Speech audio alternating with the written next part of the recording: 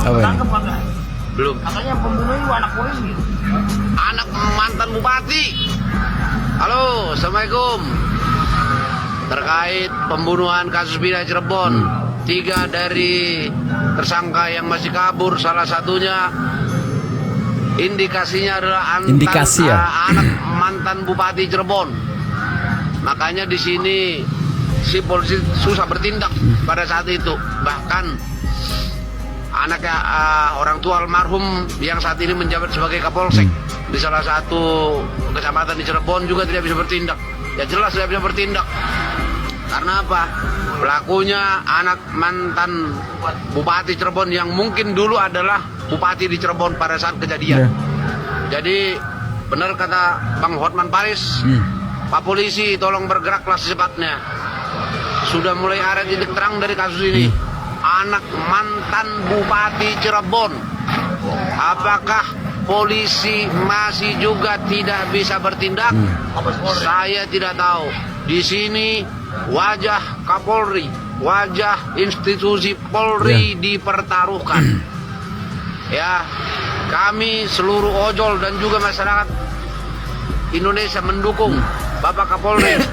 Usut tuntas Pak, itu masih bupati dan mungkin dulu adalah bupati, sekarang sudah mantan. Ayo segera usut tuntas kasusnya. Congkel biji matanya bila perlu. Oke, apa? Komen dulu Pak. Katanya mantan anak wakil bupati. Ya, aduh. Anak mantan bupati pelakunya. Kenapa nggak ajak Brunei sekalian? Oh, Jangan rekam making bro. Ya, kalau misalnya udah terjerat, ya udah terjerat. Iya. Jika misalnya polisi udah kasih online date, udah putus tunangan. oke, begitu. Ini saudara dari Aceh. Dari Aceh sampai Papua sih memantau kasus ini. Wah, komen atau Wah? Nggak mau. Salam aja, jangan dibungkam hukum. Salam dari Wah ini, jangan dibungkam hukum. Ya. Hukum harus ditegakkan seadil-adilnya. Jika tajam ke atas, harus juga tajam ke bawah. Jangan tajam ke bawah, tumpul ke atas. Mantan bupati, saya sampaikan, dulu Anda sebagai pejabat pantesan semua BAP pada saat di persidangan berubah dari BAP sebelumnya pada saat penangkapan. Rupanya ini dan Kejaksaan Negeri Kota Cirebon. Maaf, kita bukannya mengatakan Anda terlibat, tapi ada indikasi terlibat akan kasus ini. Ya, institusi negara yang seyogianya melindungi masyarakat menjadi alat pendukung kekuasaan di negeri ini. Inilah makin lama kenapa kita ini makin hancur. Pak Prabowo sebagai presiden, mohon ini Pak, atensinya Pak Prabowo atas kasus ini, karena semua masyarakat Indonesia sedang fokus pada kasus ini.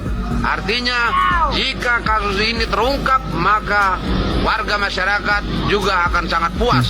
Apalagi mayoritas 70% semua mendukung Pak Prabowo. Atensinya kepada semua pejabat-pejabat tinggi negara. Mohon masyarakat Indonesia, ayo, sekarang sudah ada titik terangnya. Bapak Hotman Paris Hutapea sebagai penasihat hukum dari korban sudah menyatakan indikasi anak mantan bupati Cirebon. Oke, jadi ini mohon atensi kepada seluruh petinggi negeri ini. Terima kasih. Wassalamualaikum warahmatullahi wabarakatuh. Ini juga harap didukung karena ini bisa menjadi tolak ukur bahwa masyarakat Indonesia menyuarakan atas kasus tersebut. Terima kasih kepada yang sudah mendukung, yang sudah melike dan komen. Terima kasih atas kemurahan hati saudara-saudara dalam mendukung kasus ini. Assalamualaikum. Jangan sampai hantu rimba turun tangan. Oke, terima kasih. Assalamualaikum warahmatullahi wabarakatuh. Assalamualaikum warahmatullahi wabarakatuh. Gitu ya. Waalaikumsalam warahmatullahi wabarakatuh. Gimana kabarnya semua? Semoga dalam keadaan sehat walafiat ya. Saya doakan semua yang sekarang punya kesusahan tuh semoga sudah menemukan solusinya, dan yang masih jomblo saya doakan juga semua sudah menemukan pasangannya. Jadi kembali lagi nih, sekarang kini kita coba kulik tanggapan daripada netizen ya tentang menanggapi itu ya kasus yang masih heboh ini, kasus Shina ya.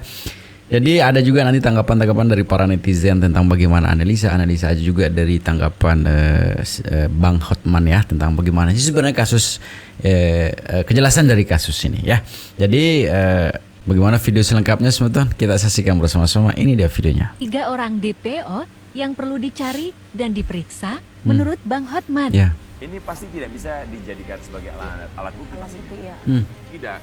Tidak bisa sebagai alat bukti, tapi kemudian setelah disidik ternyata terbukti hal yang sama.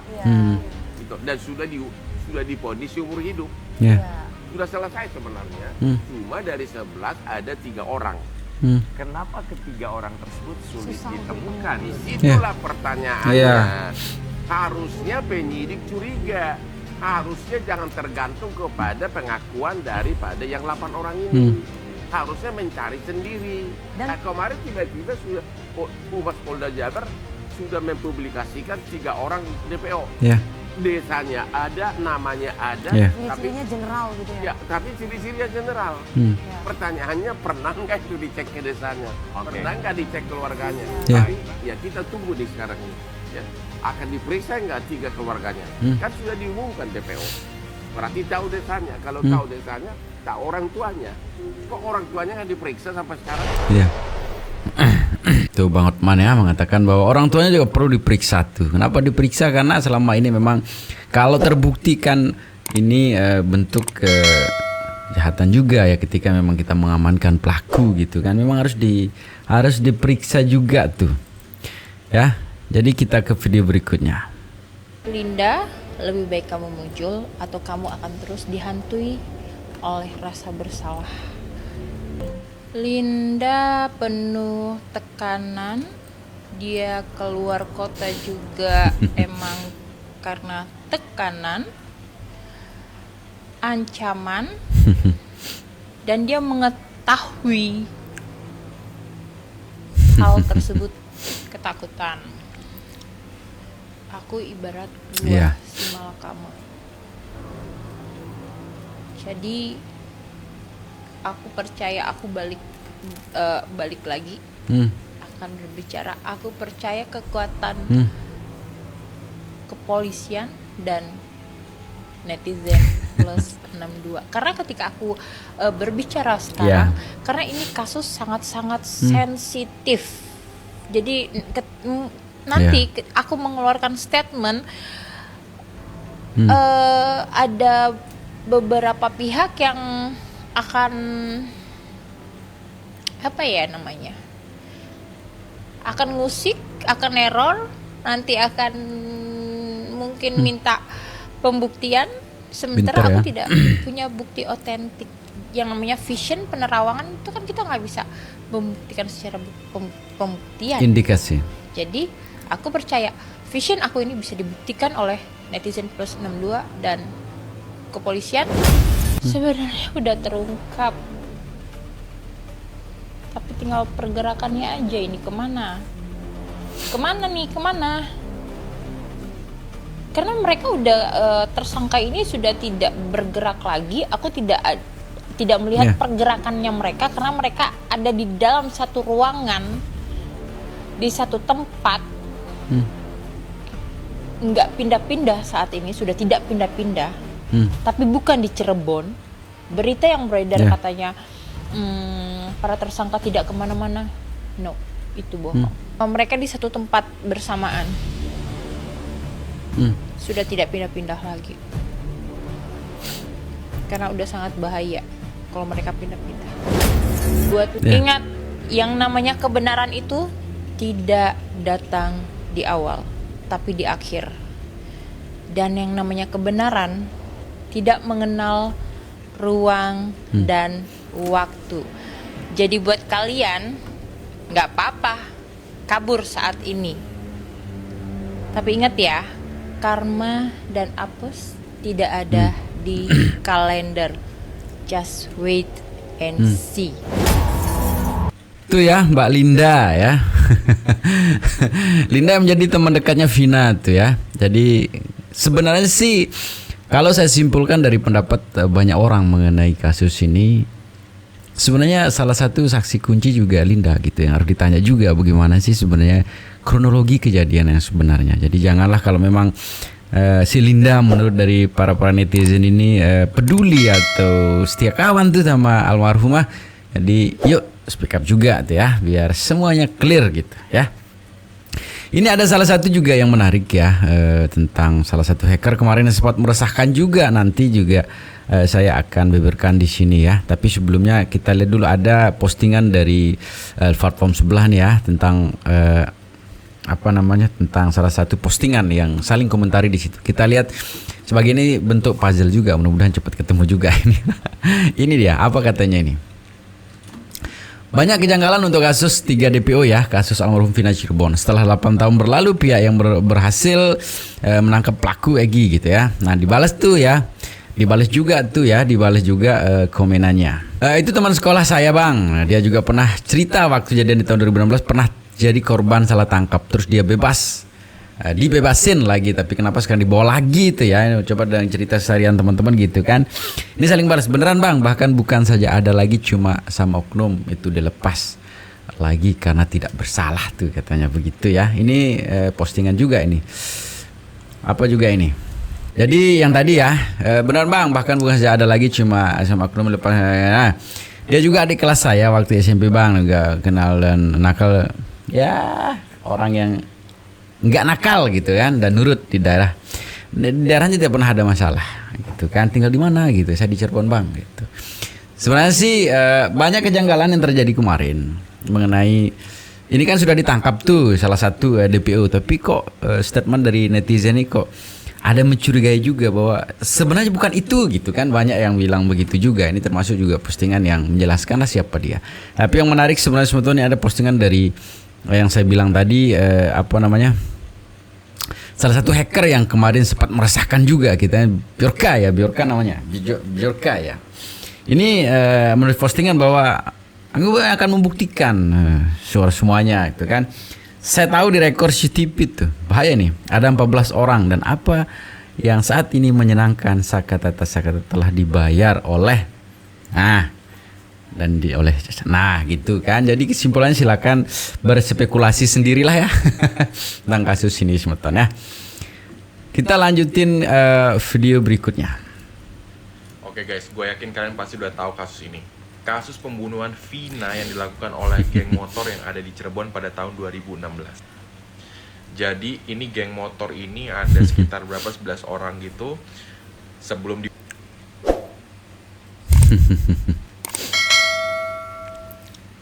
dan nggak cuma si Vinanya aja, juga pacarnya yang namanya Eki. Dan kasus itu setelah 2016 hilang aja gitu. Sampai akhirnya sekarang diangkat menjadi film, barulah kasus itu naik lagi. Oknum-oknumnya ini akhirnya dicari satu persatu nih. Kalau gue personally, gue nggak ngikutin kasusnya karena 2016 itu gue lagi ada di Indonesia. Tapi buat kalian yang ada di Indonesia, apalagi di Cirebon, nggak mungkin dong nggak tahu kasus ini. Apalagi yang di pemerintahan. Ups. Oke, sekarang kita balik lagi ke kasus si Vina ini ya. Jadi kalau sana di film, si Vina ini punya teman namanya Linda. Nah, si Linda ini kesurupan arwahnya si Vina. Kemudian si Linda ini menceritakan kronologi kejadian pembunuhan tersebut. Dari dia disiksa sama si Egy ya. Jadi ada salah satu nih kayak pentolannya lah mungkin ya, si Egy yang menyiksa si Vina. Sampai akhirnya si Vina ini meninggal ya. Indikasi. Nah, di film itu diceritain bahwa si Linda ini kayak ngebantu si Vina ya kan. Tapi kenyataannya ternyata si Linda inilah salah satu dalang dari, gak tahu ya, karena mungkin dia suka juga sama si Egy tapi Egy lebih milih Vina atau seperti apa, gue nggak begitu clear. Tapi intinya kemarin gue sempat lihat fotonya si Linda dengan si Egy, bahkan katanya menikah guys. Gila sih plot twistnya, parah ya punya temen kayak gitu. Hati-hati deh lo semua makanya punya temen kayak gitu. Udah gitu kayaknya si Linda ini selama 8 tahun hidupnya ada ayam aja ya, karena kasusnya sempat tenggelam. Karena dengar-dengar ada orang-orang penting lah yang berkepentingan di kasus ini. Akhirnya sekarang terungkap lagi dan katanya si Linda ini mau menyerahkan diri. Tapi jujur ya, kalau seandainya motif dari si Linda ini adalah cemburu, bahwa ternyata si Egy lebih memilih Vina, temennya, daripada dia, Linda. Lo benar-benar iblis betina, Linda. Jujur, saya kemarin keliru dalam berfirasat. Saya terlalu terburu-buru. Saya tidak hati-hati. Tapi saya menerima petunjuk sedikit demi sedikit. Pinter Dan saya ya. akan sampaikan kepada kalian dengan hati-hati. Asal kalian tahu, Indikasi. di balik pertemanan kedua korban ini ada pengkhianatan di dalamnya. Kenapa dia bisa setega itu menyembunyikan pelaku yang sebenarnya? Dan kenapa dia setega itu berusaha untuk menutupi kejadian yang sebenarnya? Ya.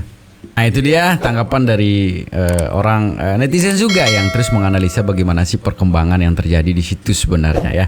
Banyak sekali sih, ternyata netizen kita ini udah pada pinter semua tuh ya. Pinter semua menganalisa ya. Jadi kita lanjutin video berikutnya. Ini tanggapan dari tetangga yang ditangkap kemarin ya. Gimana sih sebenarnya beliau itu tuh? Kayak gini apa kesehariannya? Kerja bangunan. Ya. Kuliah. Di sini kerjanya. Kadang sini, kadang di Bandung. Kan ikut bapak. Kalau ini seminggu ini ikut ke Bandung, ikut datang ke bapaknya lagi. Ya waktu tahun 2016 saya kesini sih, interogasi sih, polisi banyak. Tuh atas kejadian tuh malam itu.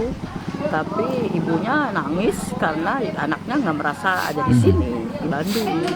Pada saat itu. Waktu tahun 2016. Tak jadi polisian bawanya motornya ditarik gitu loh. Kata polisinya biar dia keluar, biar dia muncul mungkin, tapi nggak muncul karena Peggy-nya nggak merasa melakukan gitu, karena waktu kejadian Informasi dari ibunya. Mereka tidak merencanakan, jadi memang mereka dalam kondisi mabuk. Hakim bilang terencana dan terkonsep, polisi bilang tidak terencana. Lu lihat ini ya. Jadi ceritanya tuh si ST, pelaku yang paling muda yang udah keluar saat ini, dia tidak terima dituduh bersalah, dia punya alibi, tapi dibantah sama si hakim ketua yang namanya Etik nama orangnya. Hakim ketua ini bilang, selain karena balas dendam, ada cinta segitiga. DN menyukai FN. DN ini kalau menurut gua kayaknya Dani deh, bukan Peggy. Menyukai FN. FN ini Vina, tapi FN menolak. Pesan pendek itu merupakan rencana terkonsep untuk menyakiti korban. Dalam rencana itu terdapat pembagian tugas sehingga majelis hakim menilai ST terlibat langsung dalam kejadian itu. Nah, jadi terencana atau tidak nih? Tolong Kapolri, jangan gara-gara oknum polisi yang kurang kompeten jadi kena seluruh polisi di Indonesia. Kami yakinlah polisi itu hebat, mumpuni untuk menangani kasus-kasus besar. Jangan gara-gara beberapa oknum polisi jadi rusak seluruh polisi di Indonesia nih. Apa ini?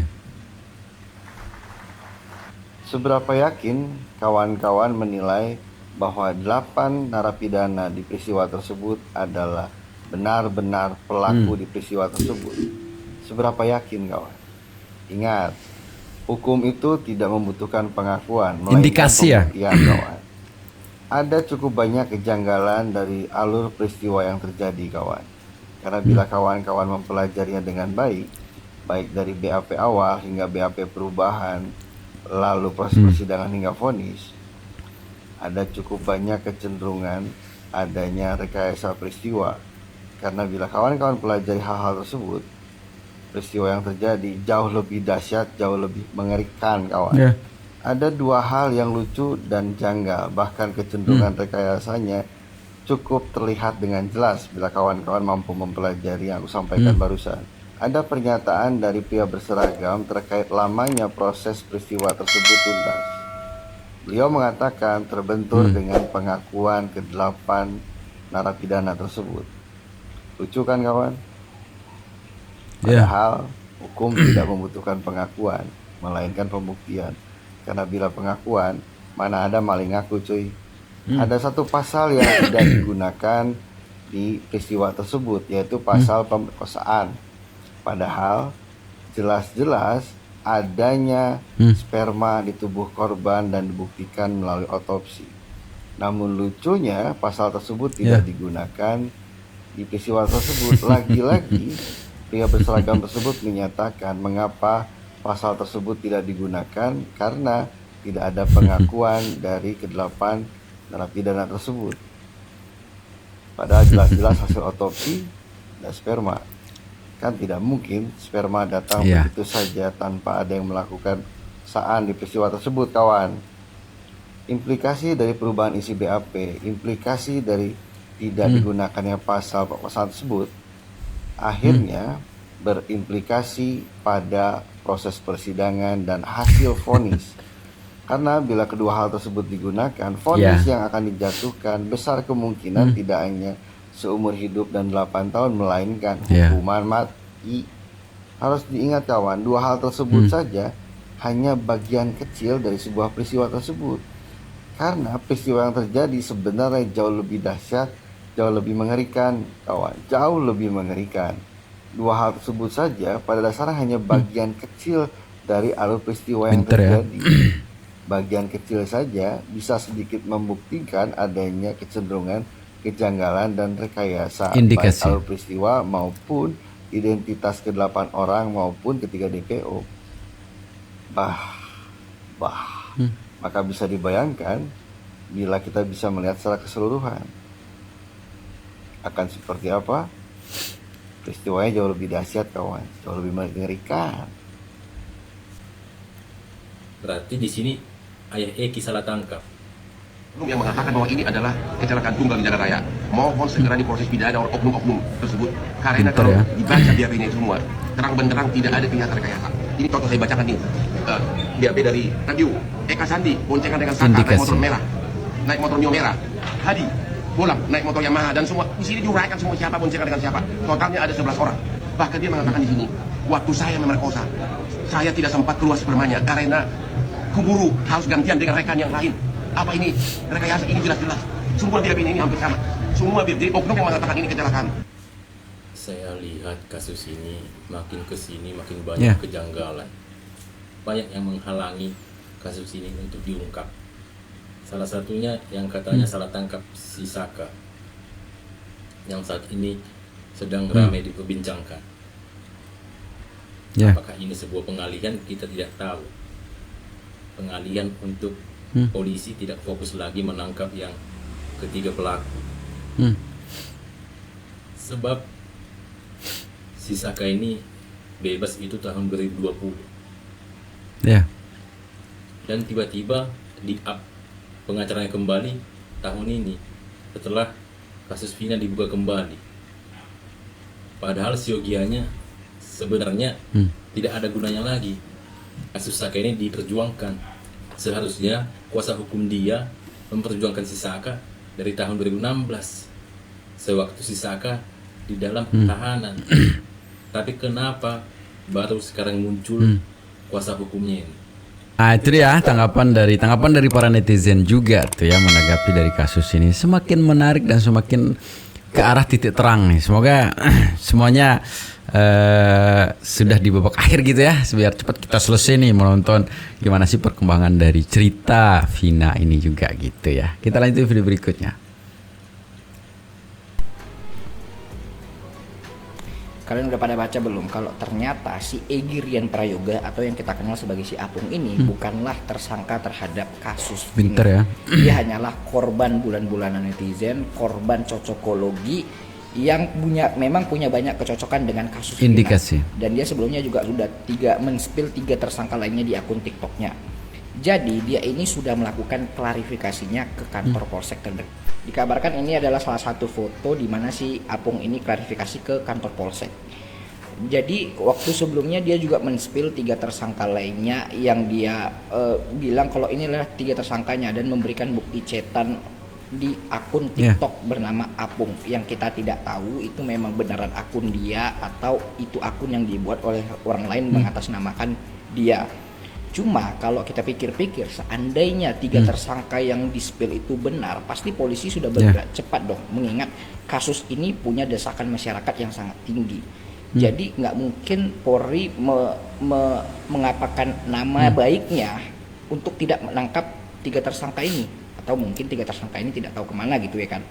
Cuma tidak mungkin dong segamblang itu foto mereka tapi tidak ditangkap. Jadi kemungkinan memang bukan lah si Apung atau 3 tersangka yang kemarin itu yang kita ceritahu sebagai pelakunya. Jadi ya bisa jadi masih banyak misteri sih kasus itu. Video ini saya tujukan khusus untuk almarhum Vina Cirebon, Vina Dewi Arsita. Ini sudah jam 1 pagi, Jumat 17 Mei 2024. Vina, ini merupakan salah satu tanda kepedulian saya dan semua para netizen Indonesia tentunya yang masih belum tidur pada saat ini dan berusaha mencari data dan fakta untuk mengungkap kasus kamu. Dan saat ini beberapa fakta yang bisa kami temukan adalah baru 3 orang ini yang pastinya masih menjadi dugaan kami semua para netizen yang menjadi DPO dari kasus kamu. Vina, apakah kamu ingat dengan kata-kata kamu sendiri saat kamu merasuki tubuh dari sahabat kamu Linda? Di situ kamu menyatakan apabila pihak dan semua orang tidak bisa menemukan siapa itu Egy, maka kamu sendiri yang akan menunjukkan di mana dan siapa itu Egy yang sebenarnya. Dan saat ini saya mewakili seluruh netizen yang peduli terhadap kamu dan yang ingin kasus ini segera terungkap. Kami butuh petunjuk dan clue dari kamu. Tolong berikan petunjuk kepada kami melalui apapun siapa itu Egy, di mana keberadaan dia sekarang. Saya dan seluruh masyarakat Indonesia yakin dan percaya kamu senang karena kami mempunyai niat yang tulus untuk membantu kamu, dan kami juga yakin kamu akan membantu kami semua. Vina, saya mohon kamu mengerti kenapa saya membuat video ini, agar masalah ini tidak terjadi kesalahpahaman dan tidak merembet kemanapun, dan tidak banyak dan tidak bertambah lagi orang-orang yang merasa terfitnah dan tertuduh oleh masalah kamu ini. Nah itu Vina ya. Jadi mudah-mudahan engkau tenanglah di alam sana, karena begitu banyak orang yang peduli sama dirimu di dunia ini gitu kan. Jadi apapun yang semoga dengan ini semua seluruh Indonesia ini, masyarakat Indonesia menyaksikan bagaimana Anda itu kan begitu simpatiknya masyarakat Indonesia tentang Anda gitu. Semua ini memberikan doa yang terbaik lah untuk dirimu yang di alam sana gitu, dan semoga ini memberikan ketenangan juga sehingga arwahmu bisa tenang di alam sana ya. Jadi segitu videonya teman-teman. Semoga videonya ini bisa memberikan lebih banyak puzzle-puzzle yang sudah terkumpul nih kan. Tinggal kita tukar tak. Nah ini dia pelakunya. Itu segitu kan videonya teman-teman. Semoga bisa menghibur. Assalamualaikum warahmatullahi wabarakatuh.